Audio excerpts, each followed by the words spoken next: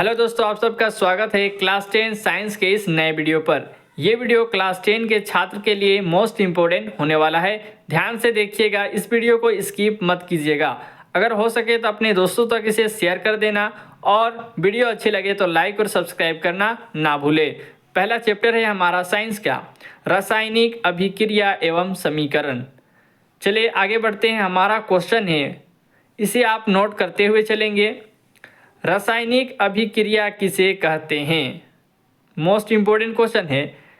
इसका आंसर है ऐसा परिवर्तन जिसमें नए गुणों वाले पदार्थ का निर्माण होता है, उसे रासायनिक अभिक्रिया कहते हैं। तो ये हो जाएगा इसका आंसर। और उदाहरण में हम ले लेते हैं एग्जाम्पल, जिसे बोलेंगे जब हाइड्रोजन गैस और ऑक्सीजन गैस मिलकर पानी बनाते हैं तो यह एक रासायनिक अभिक्रिया है। तो ये इसका आंसर इस प्रकार से हो जाएगा।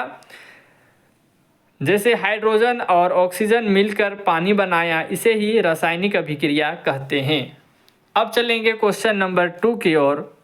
तो क्वेश्चन नंबर 2 है, अभिकारक किसे कहते हैं? आप बोल सकते हैं, या फिर हमने लिखा है अभिकारक, आप इस प्रकार से भी आंसर दे सकते हैं। अभिकारक किसे कहते हैं?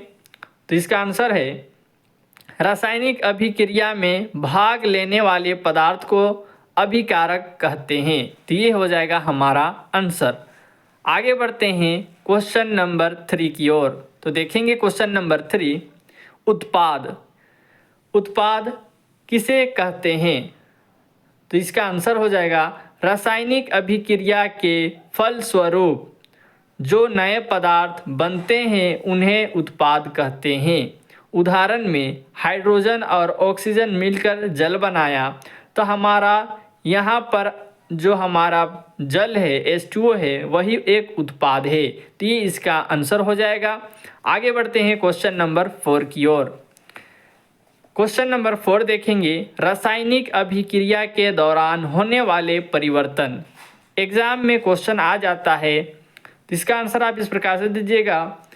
रंग में परिवर्तन, पहला है रंग में परिवर्तन, दूसरा है गैसों का उत्सर्जन, तीसरा है गंध में परिवर्तन, चौथा है गुणों में परिवर्तन और पांचवा है तापमान में परिवर्तन। आगे बढ़ते हैं क्वेश्चन नंबर 5 की ओर। क्वेश्चन नंबर 5 देखेंगे, रासायनिक समीकरण किसे कहते हैं? देखें यहाँ पे आंसर है रासायनिक अभिक्रिया को संकेतों द्वारा निरूपित किया जाता है, उसे रासायनिक समीकरण कहते हैं। इसका एग्जाम्पल है, जैसे में हाइड्रोजन और ऑक्सीजन मिलकर जल बनाया, इसी को रासायनिक समीकरण कहते हैं। ये सबको क्या कहते हैं? इसे रासायनिक समीकरण कहते हैं। हमने अभी पढ़ चुका अभिकारक किसे कहते हैं, उत्पाद किसे कहते हैं। तो अभिकारक इन दोनों को कहते हैं और उत्पाद इन्हें कहते हैं। तो अभिकारक में हमने पढ़ा, इसे आप एक बार देखिएगा। अभिकारक में हमने क्या पढ़ा था? रासायनिक अभिक्रिया में भाग लेने वाले पदार्थ को अभिकारक कहते हैं। जबकि उत्पाद में हमने क्या पढ़ा था? रासायनिक अभिक्रिया के फलस्वरूप बनने वाले पदार्थ को उत्पाद कहते हैं। तो ये हमारा उत्पाद है। आगे बढ़ते हैं क्वेश्चन नंबर 1 की ओर, जो मोस्ट इम्पोर्टेंट है। ध्यान से देखिएगा, ये वहाँ पे 1 दिया हुआ है। ये क्वेश्चन मोस्ट इम्पोर्टेंट है। रासायनिक समीकरण को संतुलित करना क्यों आवश्यक है? ये क्वेश्चन एग्जाम में आ जाता है और बार बार पूछा जाता है। ध्यान से देखिएगा, द्रव्यमान संरक्षण सिद्धांत के अनुसार द्रव्यमान को ना तो नष्ट किया जा सकता है और ना ही उत्पन्न किया जा सकता है, अतः रासायनिक समीकरण को संतुलित करना आवश्यक है। अब देखेंगे यहाँ पे एग्जाम्पल में हमने ले लिया, जैसे में हाइड्रोजन और ऑक्सीजन और यहाँ पे H2O है, ये हमारा संतुलित किया हुआ नहीं है।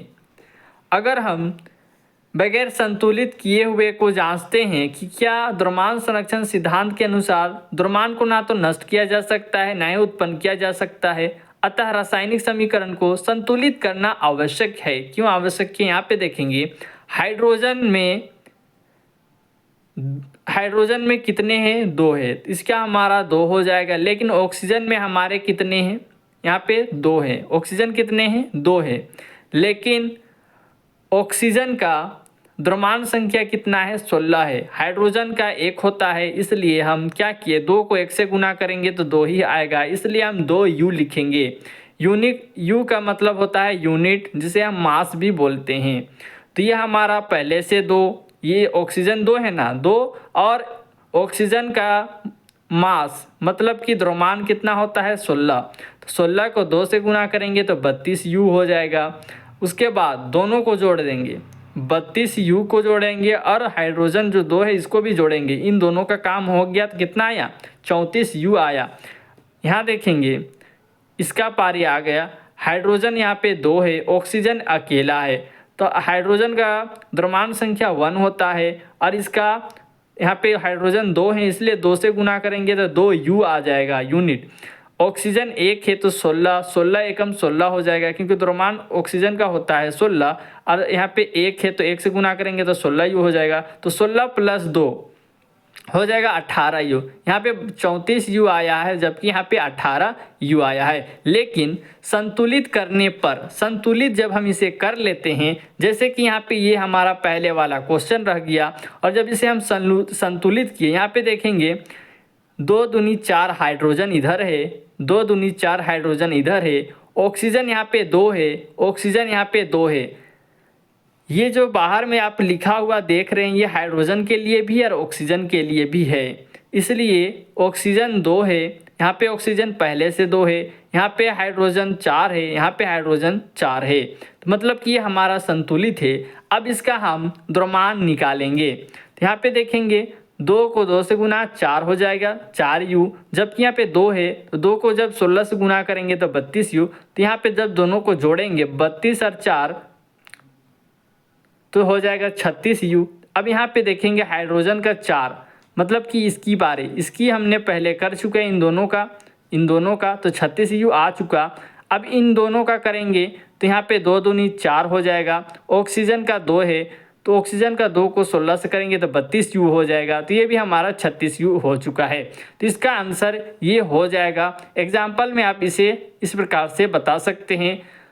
हेलो दोस्तों, ये हमारा पार्ट 1 था। नेक्स्ट पार्ट 2 वीडियो जल्द आएगा, इसलिए आपको करना क्या है, इस वीडियो को सब्सक्राइब कर लेना है। नेक्स्ट वीडियो में आपको मिलेगा पूरे इस वीडियो का पूरा फुल डिटेल, तो आपको यहाँ पे बने रहना है।